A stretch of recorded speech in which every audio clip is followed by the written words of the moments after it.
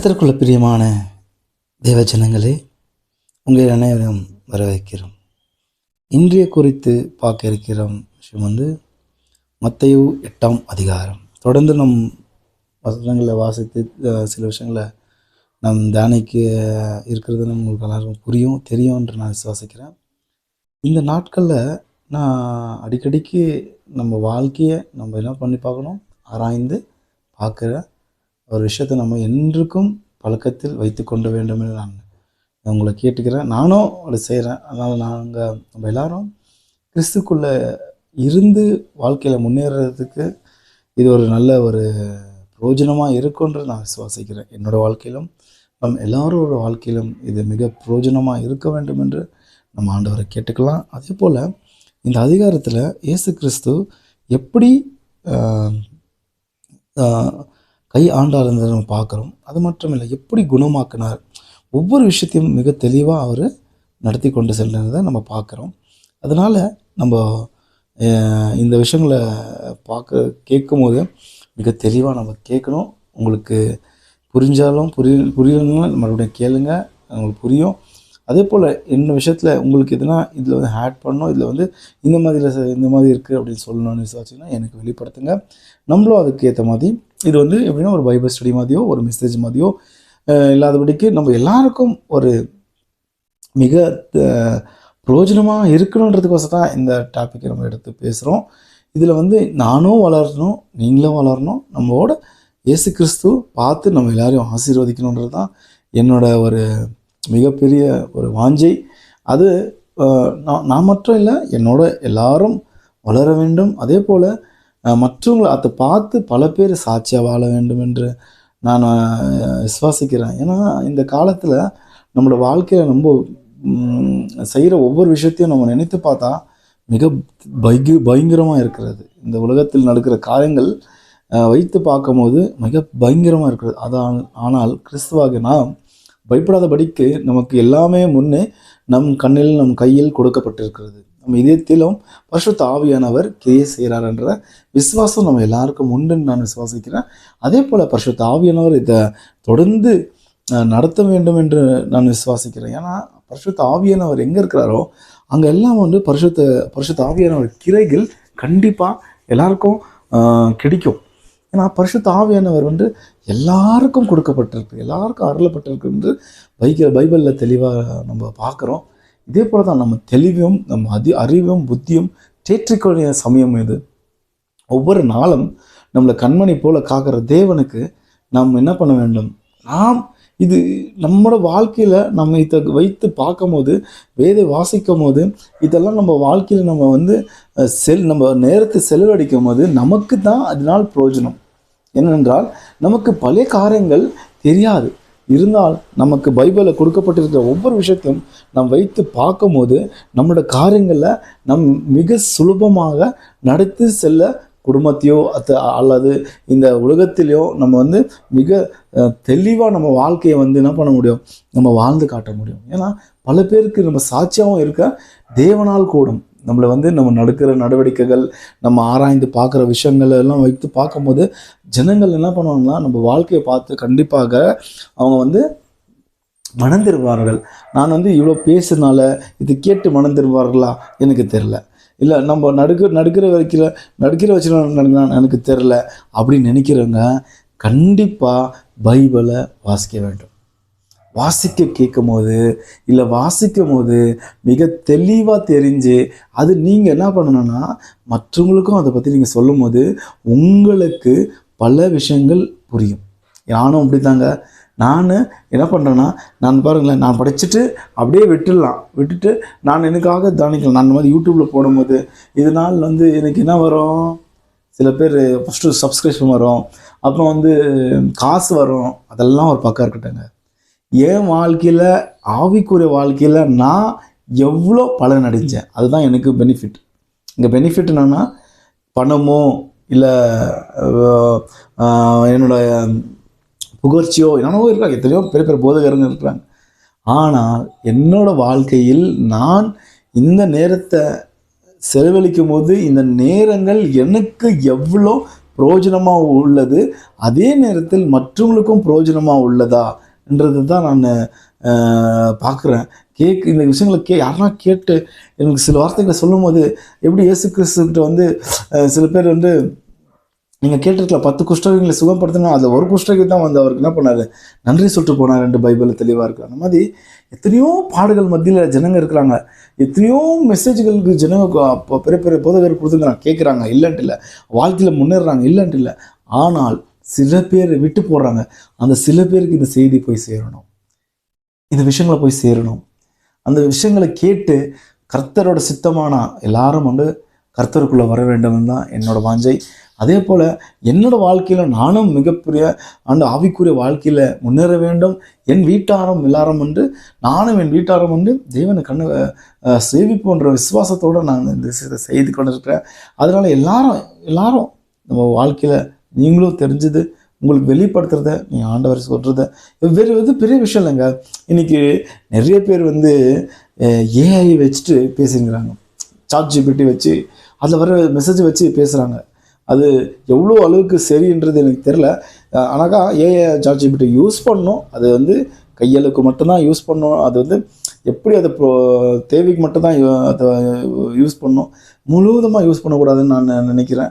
ஏன்னா நமக்கு ஆவியானவர் நமக்கு கொடுக்குற விஷயத்த நம்ம வெளிப்படுத்தணும்.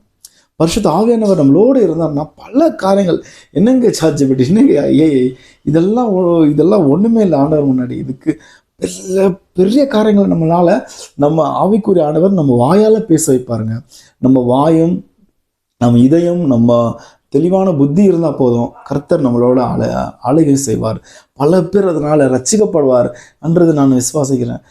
நான் அதான் கம்ப்யூட்டர் யூஸ் பண்ண முடியாது, டெக்னாலஜி இல்லை, யூஸ் பண்ணணும். அதை வந்து எந்த அளவுக்கு நம்ம யாருக்கு இடம் கொடுக்குறோம், கர்த்தருக்கு இடம் கொடுக்குறோமா அல்லது வேறு யாருக்கு நம்ம இடம் கொடுக்குறோன்றது நம்ம வாழ்க்கையில் நம்ம தெரிஞ்சு கொள்ள வேண்டிய ஒரு முக்கியமான விஷயங்கள். இன்றைக்கி நம்ம மத்தியில் நம்ம ஒவ்வொரு நாளும் நம்ம வாழ்க்கையிலையும் செய்யலாம். நம்மளை வந்து பல பேர் திட்டலாம், இல்லை நம்ம பல பேர் திட்டிருக்கலாம், இல்லை பல பேரை சபிச்சிருக்கலாம், இல்லை பல பேர் கஷ்டம் கொடுத்துருக்கலாம். நம்ம யோசித்து பார்க்க வேண்டிய விஷயம். ஒரு நாளில் நன்றி, இன்னைக்கு காலையில் நான் ஆரம்பித்தேன்னா இன்று இரவு முறையில் என்னென்ன நடந்தது என்று எனக்கு தெரியும். அதாவது எல்லாருக்கும் அவங்க வாழ்க்கையில் ஒவ்வொரு நாள் என்ன நடந்து கொண்டிருக்கிறதுன்னு தெரியும். அதே போல் ஒரு நாள் என்ன நடக்குதுன்னு டெய்லி அவங்க செஞ்சுட்டு பார்த்தாங்கன்னா மறுபடியும் சில தவறுகள் அவர் வாழ்க்கையில் பண்ண மாட்டார்கள். பைபிள் தெளிவாக அதுதான் நமக்கு வெளிப்படுத்துது.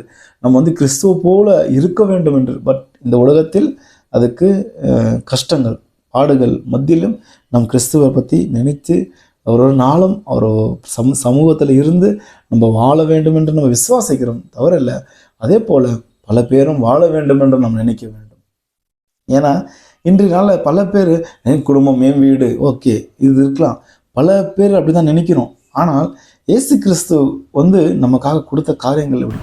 ஆனால் ஒரு குடும்பத்தை சரியான பார்க்க முடியலன்னா இதெல்லாம் பண்ண முடியாது.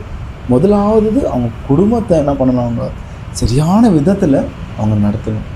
ஒவ்வொரு குடும்பங்களையும் அவங்க வந்து நடத்தும் போது அந்த குடும்பங்கள் எப்படி இருக்கும், மிக செழிப்பாக இருக்கும், மிக வல்லமையாக இருக்கும். அதனால் நம்ம என்ன பண்ணணும், அந்த குடும்பத்தை முக்கியமாக நம்ம பாதுகாக்க வேண்டும். சில நேரத்தில் இந்த மாதிரி பாதுகாக்க முடியலனாலும் ஆண்டவர்களை ஒப்பு கொடுக்கணும். ஆண்டவர் நம்மளை நடத்துவார். முதல்ல ஆண்டவரை நடத்துறதை பார்த்துட்டு அதுக்கப்புறம் நம்ம என்ன பண்ணணும், அதை வந்து தொடர்ந்து நம்ம செய்துக்கிட்டு போகணும். இன்றைக்கி வந்து நம்ம மத்தேயு பார்க்க போகிறோம்.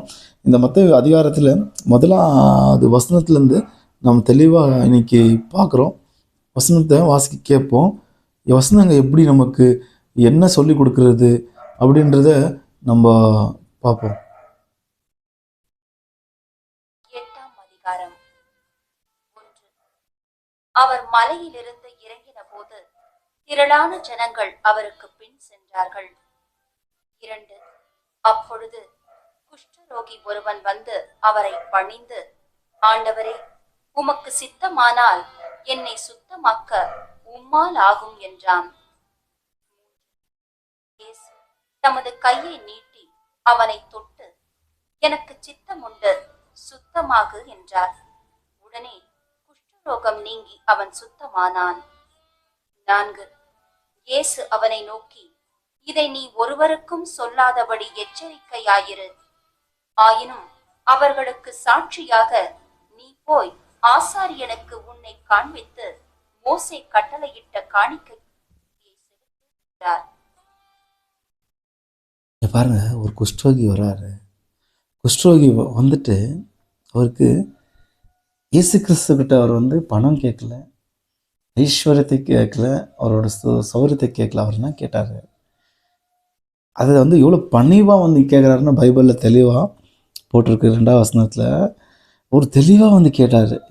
ஒரு ஒரு ஒரு ஒரு ஒரு எப்படி ஒரு கைண்ட்னஸ் வந்துட்டு, ஏசப்பா எனக்கு குணப்படுத்துங்க, ஆனால் உம்மோட சித்தமானா.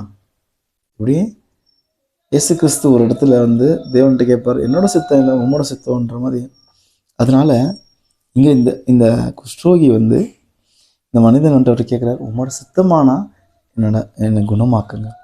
அதுக்கு இயேசு கிறிஸ்து மிக தெளிவாக ஃபஸ்ட்டு என்ன பண்ணுறார்? அவர் கையை வந்து நீட்டி அவர் மேலே வச்சு குணப்படுத்தும் போது, என்னோட சித்தம் இருக்குது, நீ குணமாகு அப்படின்னு சொல்லிட்டு அவரை குணமாக்குறாரு. அப்போ இயேசு கிறிஸ்து அதை பார்த்துட்டு என்ன பண்ணுறாரு? நீங்கள் போய் யாருக்கு இது பண்ணுங்க, ஆசிரியருக்கு நீங்கள் வெளிப்படுத்துங்க. எப்படி நீங்கள் சுகமாக்கிட்டேன்னு அவங்களுக்கு ஒரு ஒரு ஒரு சாட்சி கொடுக்க அங்கே அவர் என்ன பண்ணுறாரு? அவரை அனுப்புகிறார். இதனால் இங்கே இந்த குஷ்டரோகி நம்ம இவர் மேலே பேசலாம், நிறைய காரியங்களை வைத்து பேசலாம். இன்றைக்கி நம்ம நிறைய இடத்துல பார்க்குறோம், முதல் வந்து என்ன பண்ணுறாங்க? ஐயா அப்பா கொடுங்க அப்படின்னு கேட்குறாங்க. ஆனால் நம்மளால் முடிகிறது அவ்வளோதான். இந்த குஷ்டரோகிக்கு தெரியும் இவரால் சுகம் கொடுக்க முடியும், இவரால் மற்றும் கொடுக்க முடியும்னு அவருக்கு தெரிஞ்சதுனால அவர் கேட்டார், அவர் பெற்றுக்கொண்டார். இன்னைக்கு யாருன்னா வந்து நம்மளை ஐயா எனக்கு சுகம் கொடுங்கன்னு கேட்டிருக்கிறாமா? ஏன் கேள்வி? ஏன்?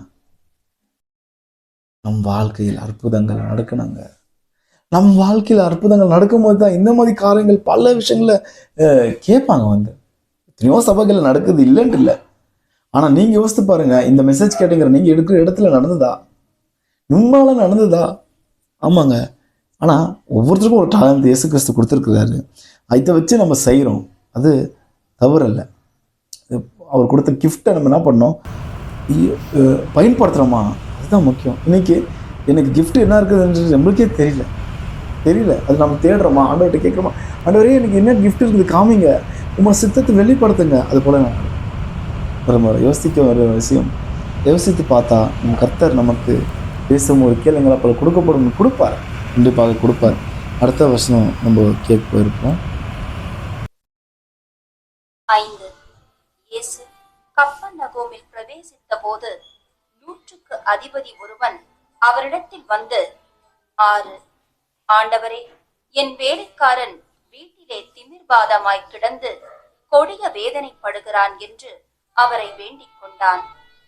7 அதற்கு இயேசு, நான் வந்து அவனை சொஸ்தமாக்குவேன் என்றார். 8 100க்கு அதிபதி பிரதியுத்தரமாக, ஆண்டவரே, நீர் என் வீட்டுக்குள் பிரவேசிக்க நான் பாத்திரன் அல்ல. ஒரு வார்த்தை மாத்திரம் சொல்லும், அப்பொழுது என் வேலைக்காரன் சொஸ்தமாவான். 9 நான் அதிகாரத்துக்கு கீழ்ப்பட்டவனாயிருந்தும் எனக்கு கீழ்ப்பட்டிருக்கிற சேவகரம் உண்டு. நான் ஒருவனை போவென்றால் போகிறான், மற்றொருவனை வாவென்றால் வருகிறான். என் வேலைக்காரனை இதை செய் என்றால் செய்கிறான் என்றான். 10 இயேசு இதை கேட்டு ஆச்சரியப்பட்டு தமக்கு பின் செல்லுகிறவர்களை நோக்கி, இஸ்ரவேலருக்குள்ளும் நான் இப்படிப்பட்ட விசுவாசத்தை காணவில்லை என்று மெய்யாகவே உங்களுக்கு சொல்லுகிறேன். 11 அநேகர் கிழக்கிலும் மேற்கிலும் இருந்து வந்து பரலோக ராஜ்யத்தில் ஆபிரகாம், ஈசாக்கு, யாக்கோபு என்பவர்களோட பந்தி இருப்பார்கள். 12 ராஜ்யத்தின் புத்திரரோ புறம்பான இருளிலே தள்ளப்படுவார்கள். அங்கே அழுகையும் பற்கடிப்பும் உண்டாயிருக்கும் என்று உங்களுக்கு சொல்லுகிறேன் என்றார். 13 பின்பு இயேசு 100க்கு அதிபதியை நோக்கி, நீ போகலாம், நீ விசுவாசித்தபடியே உனக்கு ஆகக்கடவது என்றார். அந்த நாழிகையிலே அவன் வேலைக்காரன் சொஸ்தமானான். இயேசு கிறிஸ்து காது தட்டுறாரு, தொடர்ந்து இன்னும் உள்ள வர்றதுக்கு ஆசைப்படுறாரு. இதே வசனம் தான் இங்க அதுதான் சொல்றது. விட்டு நான் தொடர்ந்து அந்த வந்து கேட்டு அவருக்கு என்ன பண்றாரு இயேசு கிறிஸ்து, நான் வந்து வீட்டுக்கே வந்து சுகமாக்குறேன். அதுக்கு அந்த 100க்கு அதிபதி என்ன சொல்றாரு கேளுங்களேன். அவர் வந்து என்ன சொன்னாரு கேட்டீங்கல்ல, ஏசப்பா நான் எங்க வீட்டுக்கு வர்றதுக்கு நான் அவ்வளவு தகுதி இல்லை அப்படின்னா, இதோட பின்னால இஸ்ரேல் கூட்டங்கள் பக்கத்துல இருந்திருக்கும். இஸ்ரேல் ஜனங்கள் அவங்கள பார்த்து சொல்றாரு அவரு, எப்படி கூடியே இருக்கிறாங்க இவங்க என்ன பண்ணல, இந்த மாதிரி ஒரு விசுவாசத்தை நான் பார்க்கல, இவ்வளோ மாதிரி விசுவாசம் நான் எங்கேயும் பார்க்கல அப்படின்னா, அவருக்கு இந்த விஷயம் நம்ம கேட்கும்போது நம்மளுக்கு என்னன்னா, இந்த ஆளு நம்மளாம் காத்துங்கிறோம் ஏசப்பா எப்போ வரமாட்டாரான்ட்டு, இவர் கூப்பிடுறாரு, இவர் வர்றேன்றாரு, இவர் வானான்றாரு அப்படின்னு நம்ம பார்க்கலாம் இல்லையா. கண்டிப்பா நம்ம யோசிக்கணுங்க. யோசிச்சா தான் நமக்கு சில விஷயங்கள் புரியும். அந்த நேரத்தில் அந்த அதிபதி, நான் அதுக்கு என்ன தகுதி இல்லை ஏசப்பா எனக்கு. இன்னைக்கு நம்ம சொல்றோம், நானும் வீட்டாரும் உங்க அத்தனை சேவிப்போன்ற, நம்ம வீட்டுல தேவன் வாசிக்கிறாரா? வர்றதுக்கு இஷ்டப்படுறாரா? அவர் சித்தத்தின்படி நம்ம நடக்கிறோமா? கேள்விக்குறி. நிஜமாங்க இந்த வேகமான உலகத்துல நம்ம வேகமா ஓடிக்கொண்டிருக்கிறோம். எல்லா வருஷத்துல நம்மளோட ஒவ்வொரு பகுதியும் நம் ஆராய்ந்து பார்த்தால், இந்த ஒரு அதிபதி மாதிரி நம் வாழ்க்கையில் ஆராய்ந்து பார்க்கும்போது நம்ம ஏசப்பாட்ட எப்படி போறோம்? ஏசப்பா எனக்கு நான் மெசேஜ் கொடுத்துட்டேன், நான் பல மடங்கு ஆசீர்வதிக்கப்பட்டவன் இல்லை, நான் 10 பேருக்கு சுவிசேஷத்தை பத்தி சொல்லிட்டேன், எனக்கு பைபிள் அரைச்சி குடிச்சிட்டேன், நான் இனிமேல் எனக்கு எதுவுமே இது இல்லை, எனக்கு எல்லாம் தெரியும் அப்படி போனாரா அவரு? இல்லைங்க. இன்னைக்கு பல பேர் நாம் இப்படிதான் இருக்கிறோம். எனக்கு எல்லாமே தெரியும், வீட்டுக்கு வாங்க ஏசப்பா, வருவாரா? தெரியல. ஆனா இங்க ஒரு அதிபதி தன்னோட வேலைக்காரனுக்காக வந்து கேட்கிறத இயேசு கிறிஸ்து விரும்பினார். இதுக்கு முன்னாடி காரியம் நம்ம அந்த குஷ்டரோகியை பார்த்தோம், அவனுக்காக அவன் கேட்டான், அவன் தாழ்மையை பார்த்தாரு, அவனை சுகம் அளிச்சார். இங்க ஒருத்தர் தனக்காக இல்லாமலும் தன்னோட வீட்டில் இருக்கிற வேலைக்காரனுக்காக கேட்கிறான். யாருக்கிட்ட வந்து கேட்டான்? அவன் ஆபீசர், அவங்க ராஜாட்ட போய் கேட்டானா, இந்த உலகத்தையே உண்டாக்கின ராஜாட்ட வந்துட்டு அவனுக்கு தெரிஞ்சிருச்சு, உலகத்தை உண்டாக்குன ராஜா இவர் தான், இவரால் மட்டும்தான் சுகம் அளிக்க முடியும். எப்படி? இவரால் மட்டும்தான் சுகம் அளிக்க முடியும்னு தெரிஞ்சு வந்து கேட்டான். அதுதான் அந்த இயேசு கிறிஸ்து அதுக்கு வார்த்தை சொன்னார். இந்த மாதிரி விசுவாசம் வேணும் நம்மளுக்குள்ள. நம்ம கிறிஸ்துவரை சொல்லி இவ்வளவு விசுவாசம் நமக்கு இருக்கா? ஒரு சின்ன விஷயத்தை நம்ம செஞ்சுட்டு நம்ம முடியலன்னா ஐயோ சவுந்து போயிடுறோம். இல்லை மக்களே, சவுந்து போகக்கூடாது. நாம் பேசுறோம், இருந்தாலும் நம்ம சவுந்து போயிடுறோம். ஆனா இங்கே தெளிவா அவர் என்னன்றா, இந்த வசனங்களை வைத்து அவர் ஒரு எக்ஸாம்பிள் கொடுக்குறாரு. யாரை பத்தி? ஆபிரகாமை பத்தியும், ஈசாக்கை பத்தியும், சாக்கப்பை பத்தியும், அதாவது யாக்கப்பை பத்தியும் அவர் என்ன பண்றாரு, அவங்கள வந்து சாட்சியா கொடுக்குறாங்க. எப்படி இருந்தாங்க இவங்க? எங்க இருக்கிறாங்க இப்போ? கர்த்தரோட இடத்துல, அவரோட ராஜாங்கத்துல இவங்கெல்லாம் இருக்கிறாங்க. இந்த மாதிரி இருக்கிறாங்க. ஆனா சில பேரோ அவங்க எதுக்கு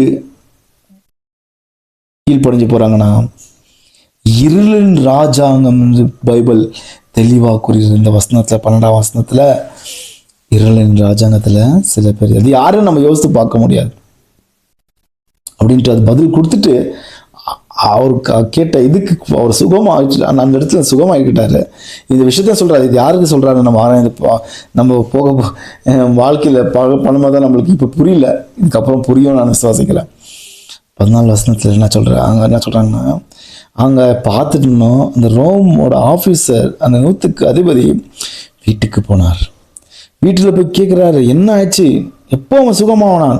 அந்த நேரம் எப்போ அவர்கிட்ட பேசினார், அந்த நேரத்தில் குணமானார். அவங்க வீட்டுக்காரங்க சாட்சி கொடுக்குறாங்க. இங்க எப்படி?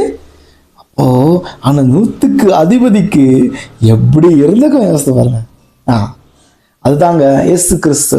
இயேசு கிறிஸ்துவின் வல்லமையான கரங்கள் வரும்போது பல ஆசீர்வாதங்கள் பெற்றுக்கொள்ள முடியும். ஆமாங்க, 100 எவ்வளவோ பணம் இருந்திருக்கலாம், எவ்வளவோ ஜனம் இருந்திருக்கலாம், எவ்வளவோ ஆஸ்தி இருந்திருக்கலாம், ஆனால் சுகம் தேவனால் மட்டும் கொடுக்க முடியும். இங்க நம்ம அடுத்த வசனத்தை வாசிக்கப்போம். இயேசு பேதுருவின் வீட்டிலே வந்து அவன் மாமி ஜுரமாய் கிடக்கிறதை கண்டார். 15 அவர் அவள் கையை தொட்டவுடனே ஜுரம் அவளை விட்டு நீங்கிற்று. அவள் எழுந்திருந்து அவர்களுக்கு பணிவிடை செய்தாள். 16 அஸ்தமனமான போது பிசாசு பிடித்திருந்த அநேகரை அவரிடத்தில் கொண்டு வந்தார்கள். அவர் அந்த ஆவிகளை தமது வார்த்தையினாலே துரத்தி பிணியாளிகள் எல்லாரையும் சுஸ்தமாக்கினார். 17 அவர் தாமே நம்முடைய பலவீனங்களை ஏற்றுக்கொண்டு நம்முடைய நோய்களை சுமந்தார் என்று ஏசாயா தீர்க்கதரிசியினால் உரைக்கப்பட்டது நிறைவேறும்படி இப்படி நடந்தது. இங்க இந்த கால் ஆயிட்ட பிறகு அடுத்தது எங்க போறாரு? அவரு பேதுருவின் வீட்டுக்கு போறார். பேதுருவின் வீட்டுக்கு போகும்போது அங்க அவங்களோட சொந்தக்காரர் இருக்கிறாங்க. அந்த சொந்தக்காரர் என்ன இருக்கிறாங்க? மிக கஷ்டத்தில் அவங்க பெட்டில் இருக்கிறாங்க. இது இயேசுக்கு தெரிந்து இந்த வீட்டுக்கு வாலண்டரியாக போகிறார் உள்ள. இதுதாங்க என்னது வாழ்க்கை. இயேசு கிறிஸ்து என்ன பண்ணாரு? அவர்கிட்ட பர்மிஷன் கேட்டாரு, 100 கதைகிட்ட நான் வரட்டான்.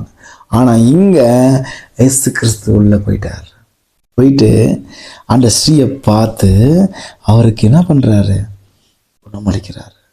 ஆனால் குணம் அடைஞ்சிருந்தனும் அந்த ஸ்ரீ பண்ண ஒரு விஷயத்தை பார்க்குறீங்களா? உடந்து எழுந்து நிமிர்ந்து வேலை செஞ்சாங்க.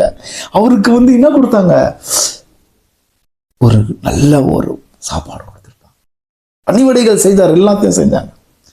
ஏன்னா அந்த தாயாருக்கு தெரியும் இவங்க எங்க போயிட்டு ஊழியம் செஞ்சுட்டு வந்துக்கிறாங்க, இவங்களுக்கு என்ன தேவைன்றது அந்த தாயாருக்கு தெரியும். இதுதான் கிறிஸ்துவின் அன்பு, அறிவு. இதுதான் பரிசுத்த ஆவியானவர் நடத்துற விஷயங்கள்.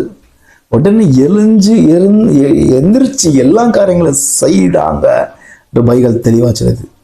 அற்புதங்க உடனே அவங்க வந்தவங்களுக்கெல்லாம் கொடுத்து உடனே என்ன பண்ணாங்க? அவங்களுக்கு எல்லாத்தையும் கொடுத்தாங்க. அதுக்கு இயேசு கிறிஸ்து என்ன பண்ணுறாரு? இந்த காரியங்கள்லாம் பார்த்து அங்கே எல்லா காரியங்களை பார்க்கும்போது அங்கே பல பிரச்சனை இருந்துச்சு. அதெல்லாம் என்ன பண்ணார்? ஒழிச்சு கட்டினார். என்ன பண்ணார்? எல்லாரையும் குணமாக்குனாருன்றது இருக்கிறது. அப்போது இந்த வசனத்தில் என்ன சொல்கிறது? இதே காரியங்கள் தான் ஏசாயா தீர்க்கதரிசனத்தில் சொல்லியிருக்கிறாங்க. நம்ம பாடுகளை அவர் சுமந்தார், நம்ம பிரச்சனைகளை அவர் சுமந்தார், நம்ம நோய்களை அவர் சுமந்து தீர்த்தாருன்றது ஏசாயா தீர்க்கதரிசனத்தில் எழுதி இருக்கிறதுன்றது இங்கே வெளிப்படுது. கர்த்தர் பெரிய காரியங்களை நம்ம வாழ்க்கையில் செய்வார்ன்றது நம்ம விசுவாசிக்கணுங்க. விசுவாசத்தை மட்டும்தான் இந்த மாதிரி காரியங்கள் நடக்கும். அடுத்த வசனத்துக்கு போகலாம். 18 பின்பு திரளான ஜனங்கள் தம்மை சூழ்ந்திருக்கிறதை இயேசு கண்டு அக்கறைக்கு போக கட்டளையிட்டார். 19 அப்பொழுது வேத பாரகன் ஒருவன் வந்து, போதகரே, நீர் எங்கே போனாலும் உம்மை பின்பற்றி வருவேன் என்றான். 20 அதற்கு இயேசு, நரிகளுக்கு குழிகளும் ஆகாயத்து பறவைகளுக்கு கூடுகளும் உண்டு, மனுஷகுமாரனுக்கோ தலை சாய்க்க இடமில்லை என்றார். அவருடைய சீஷர்களில் வேறொருவன் அவரை நோக்கி, ஆண்டவரே, முன்பு நான் போய் என் தகப்பனை அடக்கம் பண்ண எனக்கு உத்தரவு கொடுக்க வேண்டும் என்றான். 2 அதற்கு இயேசு, மரித்தோர் தங்கள் மரித்தோரை அடக்கம் பண்ணட்டும், நீ என்னை பின்பற்றி வா என்றார். எப்படி இந்த வசனம் எடுக்கணும்னா, இயேசு கிறிஸ்துவை பின்பற்றுற சில ஜனங்கள், அவர் சீசர்களும் சில பேர் இதுக்கு முன்னாடி பார்த்துருப்பார் நினைக்கிற ஒருத்தர். அவர் நான் ஏசப்பா, நான் உன்னை ஃபாலோ பண்ணணும், நான் உன்னை சீஷனாக ஆகணும்னு வர்றாரு. அதுக்கு இயேசு கிறிஸ்து சில விஷயங்களை சொல்கிறாரு. எப்படி சொல்கிறாருன்னா, சின்ன விஷயங்கள் பாசி கேட்டோம் இல்லை, நரிகளை போல என்ன பண்ணாங்க, இந்த மாதிரி ஜனங்கள் இருக்கிற மத்தியில் புரிஞ்சுட்டு எனக்கு என்ன பண்ண, நரிகளுக்கும் வீடு இருக்குது, பறவைகளுக்கும் கூடு இருக்குது, ஆனால் எனக்கு தலை சாய்க்க நேரம் இல்லை. அப்படின்னா இங்கே எவ்வளோ ஒரு உண்மையோடு சொல்கிறாரு பாருங்களேன். ஆமாப்பா, பறவைங்களுக்கு கூட கூண்டு கட்டுறாங்க. அப்பா ஆண்டவரே இப்படி இருக்குது, பறவைகளை பார்த்துக்கொள்வாங்க இயேசு கிறிஸ்து சொன்ன போல எத்தனையோ இதுக்கு வீடு இருக்குது அதுக்கு. ஆனால் இயேசு கிறிஸ்துக்குன்னா இல்லையா, தலை சாய்க்க இடம் இல்லை, நேரம் இல்லை.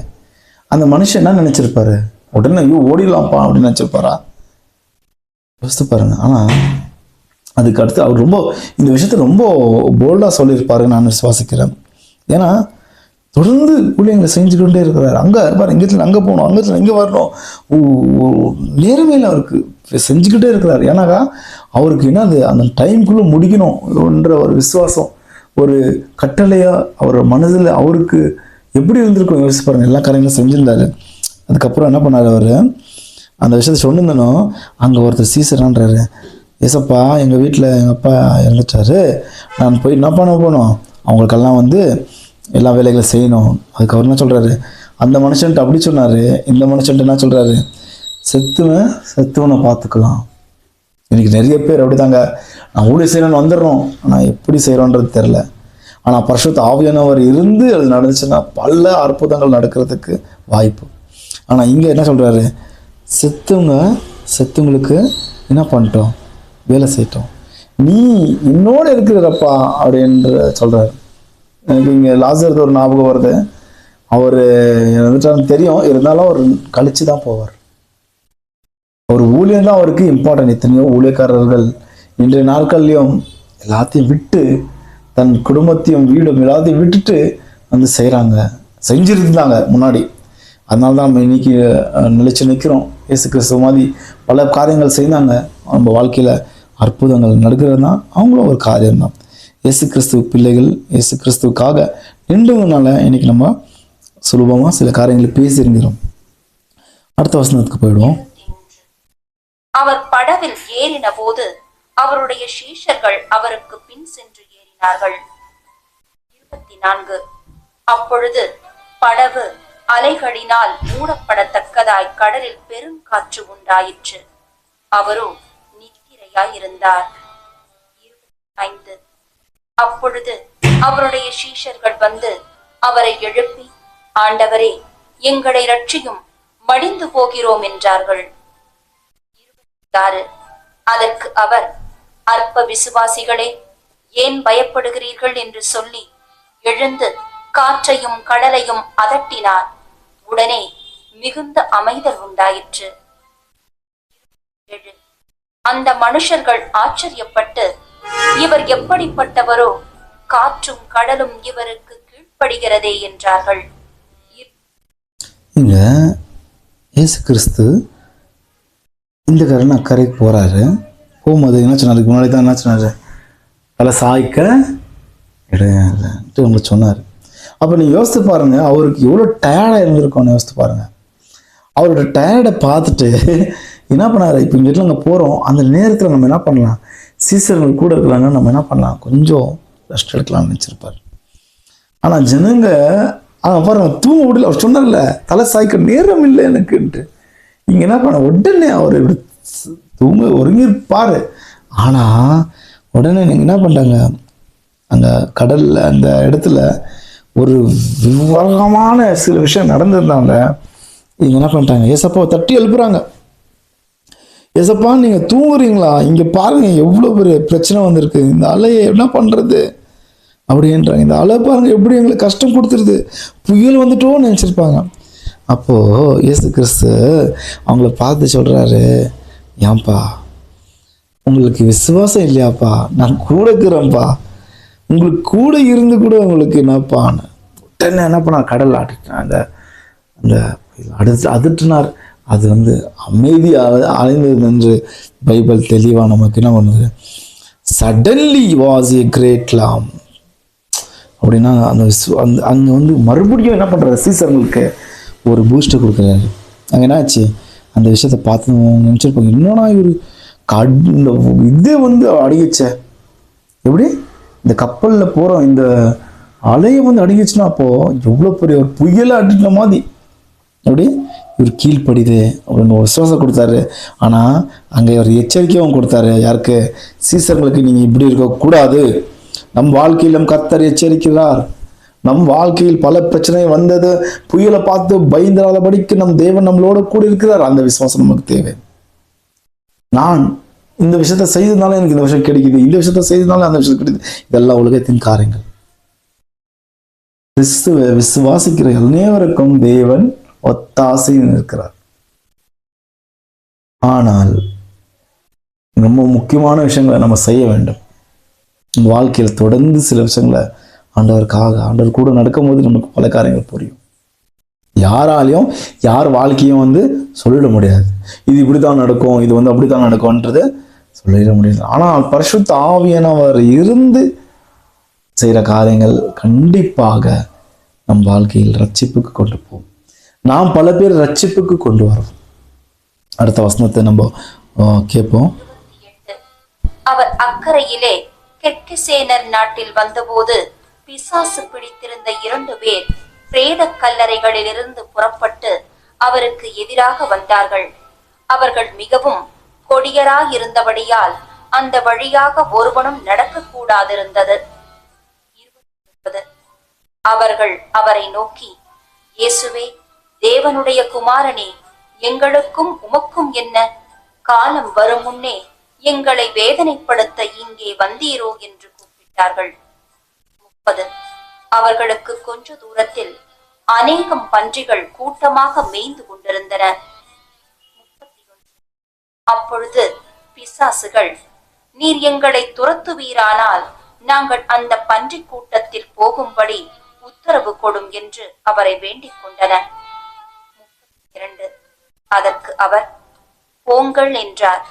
அவைகள் புறப்பட்டு பன்றி கூட்டத்தில் போயின. அப்பொழுது பன்றி கூட்டமெல்லாம் உயர்ந்த மேட்டிலிருந்து கடலிலே பாய்ந்து ஜலத்தில் மாண்டு போயின. அவைகளை மேய்த்தவர்கள் ஓடி பட்டணத்தில் சென்று இந்த சங்கதிகள் எல்லாவற்றையும் பிசாசு பிடித்திருந்தவர்களுக்கு சம்பவித்தவைகளையும் அறிவித்தார்கள். 4 அப்பொழுது அந்த பட்டணத்தார் யாவரும் இயேசுவுக்கு எதிர்கொண்டு வந்து அவரை கண்டு தங்கள் எல்லைகளை விட்டு போகும்படி அவரை வேண்டிக் கொண்டார்கள். இங்க பாருங்க, 2 விஷயத்தை நான் கண்டுக்கினேங்க. எப்படின்னா, இது ஆரம்பிக்கும் போது அந்த பிசாசை பிடிச்சவங்க வந்துட்டு அவங்க எதிரில் என்ன பண்ணாங்க, அவங்களா வாலண்டரியா வந்தாங்க. அவங்க என்ன பண்ணாங்க, இயேசு கிறிஸ்து தெரியும் இவரால நம்மளை என்ன பண்ண முடியும், விரட்ட முடியும்ன்ட்டு. அவங்க என்ன கேட்டாங்க, எங்களை விரட்டுறீங்களா, எங்களுக்கு இன்னும் என்னப்பா எங்கள் வேலையை செய்ய முடியல, நீங்கள் இவ்வளோ சீக்கிரம் வந்துட்டீங்களே, இவ்வளோ சீக்கிரம் எங்களை துரத்துறீங்களே அப்படின்ற மாதிரி கேட்பாங்க. இயேசு கிறிஸ்துக்கு ஒன்றுமே சொல்ல. ஆனால் அவங்க என்ன கேட்டாங்க, அவங்களுக்கு தெரிஞ்சிச்சு இயேசு கிறிஸ்து பார்த்ததுன்னா ஓடி இருக்கணும். எப்படி இயேசு கிறிஸ்து பார்த்ததுன்னா ஓடி இருக்கணும். ஆனால் அவங்க என்ன பண்ணாங்க, வசமாக மாட்டிக்கினாங்க. அது கேட்குறாங்க. அங்கே வர போகும்போதும் சோதித்து போக்கலான்ட்டு எங்களை இந்த பன்னிக்கூட்டத்தில் அனுப்புங்க. சரி போங்கப்பா, கிராண்டட் பர்மிஷன், கிராண்டட் போங்க. உடனே என்ன பண்ணாங்க, அதில் போய் மாண்டுட்டாங்க. பண்ணிங்க மாண்டுட்டுன்ட்டு பைபிள் தெளிவாக சொல்லிடுது. ஆனால் இதெல்லாம் பார்த்து கொண்டு இருந்தாங்க. அந்த பன்னியை மேய்ப்பருங்க என்ன பண்ணாங்க, ஓடி போய் ஊரில் சொல்லிட்டு பல ஜனங்களை கூட்டின்னு மறுபடியும் அவங்க எதிரில் தான் வராங்க, இயேசுக்கு எதிராக வராங்க. இயேசு கிறிஸ்து உங்களுக்கு நல்லது பண்ண வந்துக்கிறாருப்பா அப்படின்னு நினைக்கல. அவங்க பண்ணி போயிடுச்சு, எங்களோட பிஸ்னஸ் போயிடுச்சு, என்னப்பா நீ இப்படி பண்ணிட்டிய, நீ என்ன பண்ண மறுபடியும் இங்கே வரவே கூடாது என்ன சொல்கிறாங்க. உங்களால் சொல்கிறாங்க அவங்க, இவங்க நல்லது தான் பண்ணி வந்துக்கிறாரு. அந்த இடத்துல யாருமே நடமாடலன்னு பைபிள் சொல்லிச்சு. இன்னைக்கு விடுதலை கிடைக்குது, ஜனங்க என்ன பண்ணுறாங்க, நீங்கள் வராதீங்க. இந்த மாதிரி நிறைய கிறிஸ்தவர்கள் இருக்கிறாங்க. கொஞ்சம் கஷ்டம் வந்துட்டாலே அல்லது பிரச்சனை வந்துட்டாலே, என்னால் முடியல அப்பா, நீ என் வாழ்க்கையில் வராதப்பா,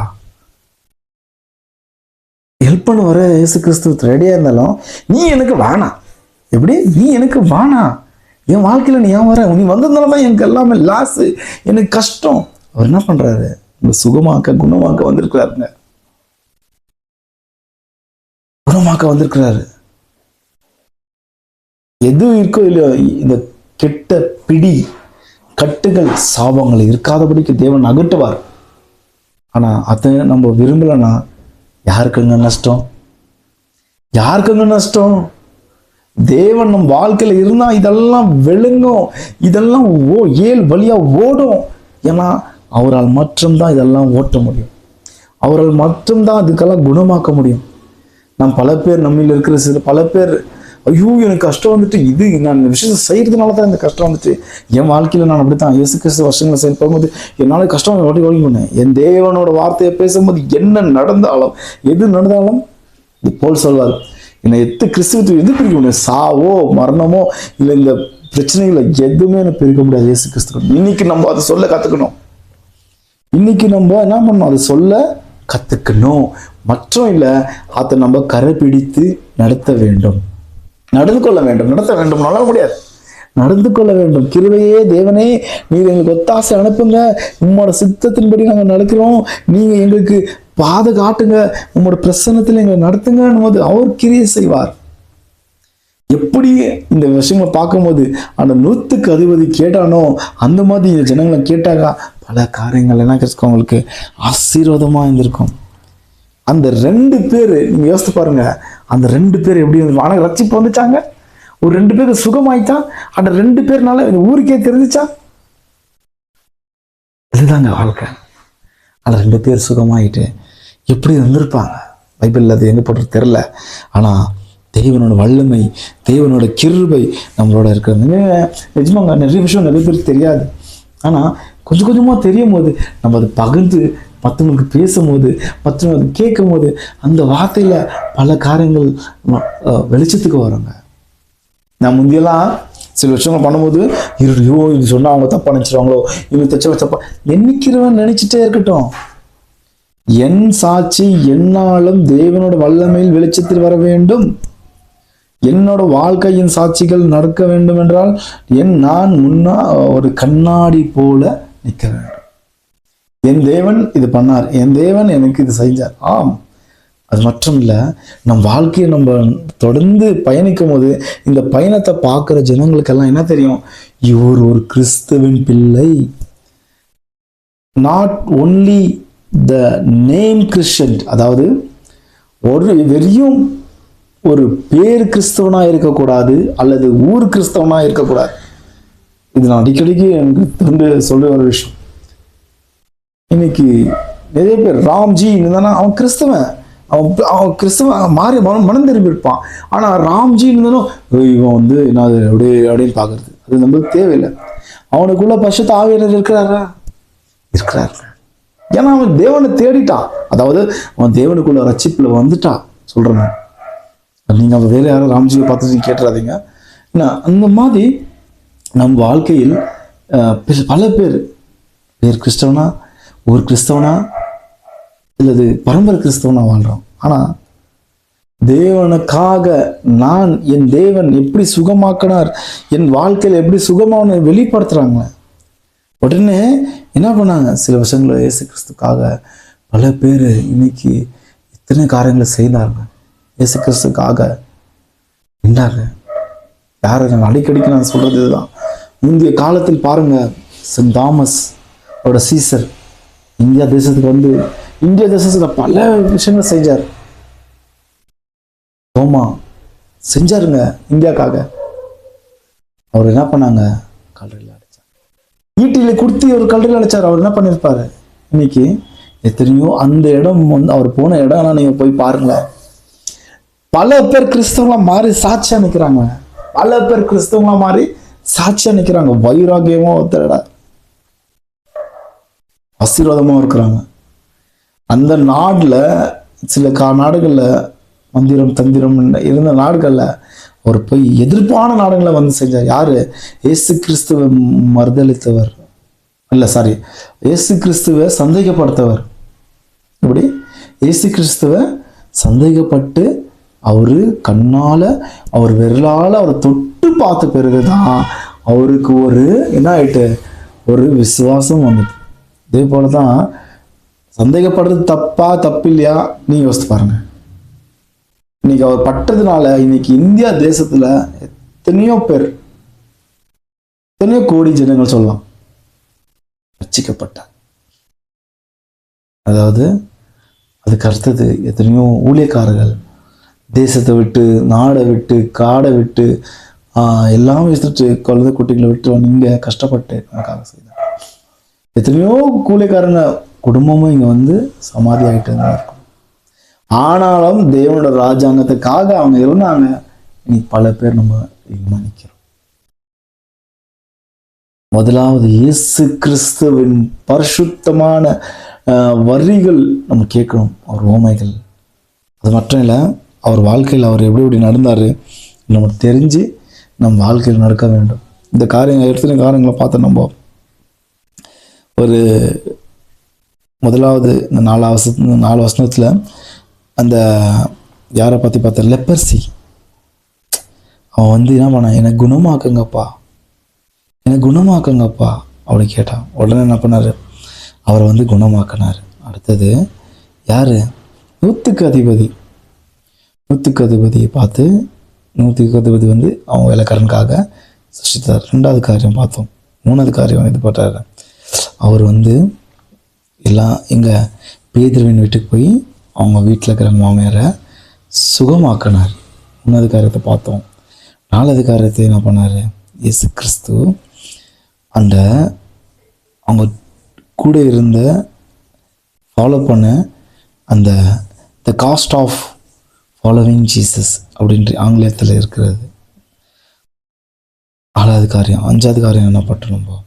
இந்த மாதிரி காரியங்கள் நம்ம பார்க்கும்போது ஒவ்வொரு நாளும் நம்ம நினைச்சிக்கணும், நம்ம புரிஞ்சுக்கணும். இந்த கொஸ்தான் இந்த விஷயத்த நான் சொல்கிறேன். 5வது காரியம் என்ன பண்ணார், கடலை புயல் அதட்டுனதை நம்ம பார்த்தோம். 6வது காரியம் எது, இந்த 2 பேரோட விசுவாசிங்களை பன்னீர் கூட்டத்தில் ஆபத்துன்னு பார்த்தோம். 6 காரியங்களை பார்த்தோம். நம் வாழ்க்கையிலும் பல காரியங்கள் நம்ம பார்க்க வேண்டும். அதில் நம் விடுதலாக வேண்டும் என்று இயேசு கிறிஸ்து கேட்போமா, ஜெபிப்போமாங்க. எங்களுக்குள்ள வாசம் செய்கிற பரிசுத்தமான நல்ல ஆண்டவரே, கர்த்தாவே, வெளிச்சத்தின் தேவனே, பரிசுத்தமான ஆவியானவரே, உங்களோட பிரசன்னத்துக்காக ஸ்தோத்திரிக்கிறோம், துதிக்கிறோம். வெளிச்சத்தின் தேவனே ஸ்தோத்திரம் ராஜா. இந்த அதிகாரத்தில் பல காரியங்களை நாங்கள் பார்க்க கேட்டோம். இந்த 6 காரியங்களும் கருத்து கொடுக்கிறோம். நீர் பல காரியங்களை ஜெயித்து கொடுத்த தேவன், எங்கள் வாழ்க்கையிலும் நீர் ஜெயித்து கொடுக்கறதுக்காக ஜெபிக்கிறோம், ஸ்தோத்திரிக்கிறோம். உங்களோட பிரசனமானது எங்களை தொடர்ந்து வழி நடத்த வேண்டும் என்று ஜெபிக்கிறோம். கர்த்தாவே, வெளிச்சத்தின் பிதாவே, அபிஷேக தேவனே ஸ்தோத்திரம். இதை பார்த்து கொண்டிருக்கிற கேட்டுக்கொண்டிருக்கிற ஜனங்களுக்காக ஜெபிக்கிறேன் கர்த்தாவே. அப்பா ஆண்டவரே, இது நீர் உங்களோட சித்தத்தின்படி நடத்த வேண்டும் என்று ஜெபித்தோம். நீர் நடத்தினீர் என்று விசுவாசத்தோடு ஒப்புக் கொடுக்கிறோம். தொடர்ந்து எங்கள் வாழ்க்கையிலும் ஆண்டவரே இந்த மாதிரி பல காரியங்கள் இருக்கிறது, அதுலேருந்து எங்களுக்கு விடுதலாம், உங்களோட சித்தமானா எங்களுக்கு விடுதலை தாரம் என்று ஜெபிக்கிறோம். அப்பா, இந்த தேசத்தில், இந்த நாட்டில் ஒவ்வொருத்தர் வீட்டிலுக்காக ஜெபிக்கிறேன். எல்லாரையும் நீர் பாதுகாத்துக்கொள்ள, உம்மை தேடுற மக்களை நீ தொடர்ந்து ஆசீர்வதிக்க வேண்டும் ஜெபிக்கிறோம். இயேசு கிறிஸ்து நாமத்தில் ஜெபிக்கிறோம் நல்ல பிதாவே, ஆமென். என் தேவ ஜனங்களே, இன்னைக்கு நம்ம இந்த மத்திய காரியங்களை பார்த்தோம் இல்லையா, இதுக்காக நம்ம பேசணும். அது மட்டும் இல்லை, இந்த விஷயங்களை வைத்து வசனங்களை வாசிக்கங்க. உங்களுக்கு தேவன் சில விஷயங்களை வெளிப்படுத்துவார். நீங்கள் பல பேருக்கு சாட்சியாக இருக்கணும். தொடர்ந்து இந்த மாதிரி அடுத்த வீடியோங்களை பேசி நம்ம கேட்போம். இந்த வீடியோ பார்க்குறதுக்காக உங்களுக்கு நன்றி செலுத்திக்கிறேன்.